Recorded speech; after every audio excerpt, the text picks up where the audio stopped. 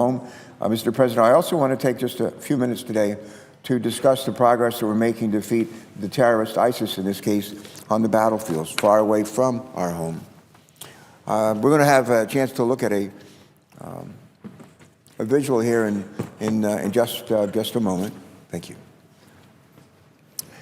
Yesterday on the Senate floor, Mr. President, I heard that several of my colleagues in the majority claim that our president, our administration, has not done enough to fight ISIS.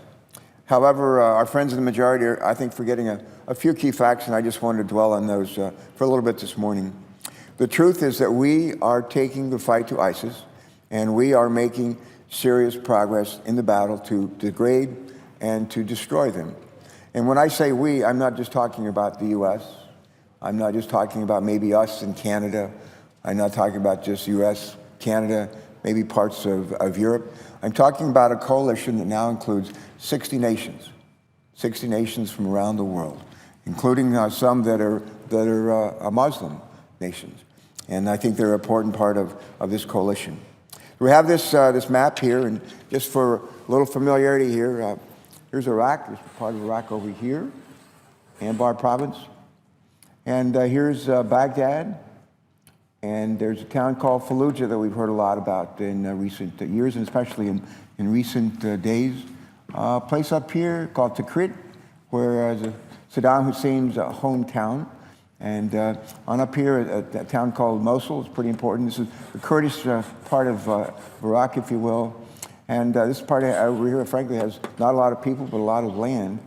And coming on over here to Syria, there's a Syrian town called Raqqa that is the stronghold of the ISIS. And this is part of their caliphate, or what they'd like to be part of their caliphate. If you look at all this, this is Syria down here, and Damascus here, Lebanon, and on up to a place called Aleppo.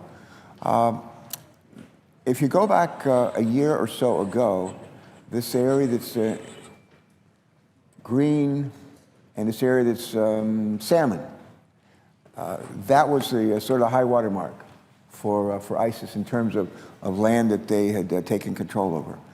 And what has happened in recent months is this coalition, Mr. President, of 60 nations has struck back. We remember the Star Wars movie, The Empire Strikes Back. Well, the coalition, in this case, is striking back. And this land up here, and there's land masses in the green, particularly in the part of Iraq. About half of the area that was within Iraq that was controlled by ISIS maybe a year ago, maybe 2 years ago, about half of that has been reclaimed. Half of that has been reclaimed.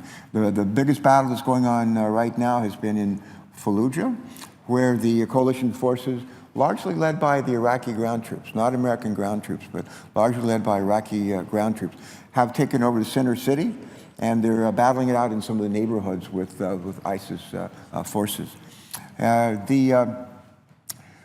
Next, hopefully they'll be successful here. I think they will be. But the next big battles up here in Mosul. And here the forces are led, again, the role of the U.S. I'm a retired Navy captain, spent a little bit of time, a lot of time actually, 5 years in a hot war in Southeast Asia during the Vietnam War, and another 18 years in the Cold War as a P-3 aircraft mission commander. So I served in a hot war, and I served a long time in a Cold War. In this coalition, we have a coalition this large. Every nation doesn't do the same thing. That would be foolish. But what we do bring to the battle as Americans is we provide some of the equipment that's needed, some of the training that is needed. We provide intelligence, we provide air support, we have special forces and counterterrorism troops, not tens of thousands of them, but they're in the thousands in all. But that's what we bring to the battle. We don't bring a lot of boots to the ground. We have some people that are on the ground, but for the most part, that's not what we do. And the Iraqi army, which did not distinguish itself well a year or 2 years ago when ISIS pushed through this part of Syria, this part of Iraq, the Iraqis are getting their act together. And they have some I'll call them special forces. It's probably not what they call themselves, but special forces are actually pretty darn good in terms of their capabilities. And they're very much involved in the efforts around Fallujah, and hopefully, and I'm sure they were involved in Tikrit, which again, former stronghold, hometown of Saddam Hussein. I think some other fighting that's gone on right here in the hit. So what's happening is the coalition is striking back in Iraq. Interesting things going on over here in Syria. Again, the area that's in salmon, the salmon color here, is still controlled by ISIS, and while their landmass that they control, so-called caliphate, which is, I think, steadily being eroded. But what's going on in Raqqa is something interesting, because what you have is the Russians were providing air support, and the troops loyal to President Assad of Syria, who most of the world thinks should step down at some point, not too long from now, as president, and put together a new kind of government there. But in any event, Assad was the Syrian troops are pushing up from the southwest with support from the Russian air. And on this part, we have U.S. air support, and we have coalition forces, the coalition that we're an active part of. So kind of a pincer movement, squeeze movement going on here on Raqqa. Is the battle over? No, it's not. But is it going in the right direction? Finally, after a tough couple of years, I think arguably it is. And I want to just mention a couple of metrics that I think are good for us to keep in mind. Again, at the height of its power, ISIS controlled all the area in green and in salmon, right here to the outskirts of Baghdad. And in recent months, ISIS has lost the area in the green, and they still control the salmon area, but as you can see, the coalition forces are on the march. That is good. ISIS has lost, again, half the land that they controlled in Iraq. They've lost about 20% of the land that they've controlled in Syria, and there's real pressure being brought on their key city that they control, Raqqa. Ramadi, a good victory for our troops, for our coalition, and Tikrit, which is right here, another good victory for us. Mosul is an area where we have coalition forces have pretty much encircled Mosul, and they're preparing to enter that city in the weeks to come. As we speak, Kurdish, Iraqi, and Syrian democratic forces, backed by the U.S. Special Forces, are making preparations again to take Mosul, right there, and Raqqa, in an interesting coalition with the Russians and the Syrian fighters. We have cut ISIS funds by, I'm told, up to a third. We've literally destroyed a lot of their money. We found out where they had their cash. They were holding their cash, hiding their cash, and literally bombed it and destroyed hundreds of millions of dollars that they were using to pay soldiers and provide for things that they need to fight their war. In this fight, we've killed some 25,000 ISIS fighters, and more recently, 120 of their key leaders. We drastically slowed the flow of foreign recruits from a high of about 2,000 per month down to about 200 per month. The folks that were joining up with ISIS 2 years ago, when they were on the march and trying to create this caliphate right here, that stopped. And the enthusiasm, their ability to actually recruit people has diminished dramatically.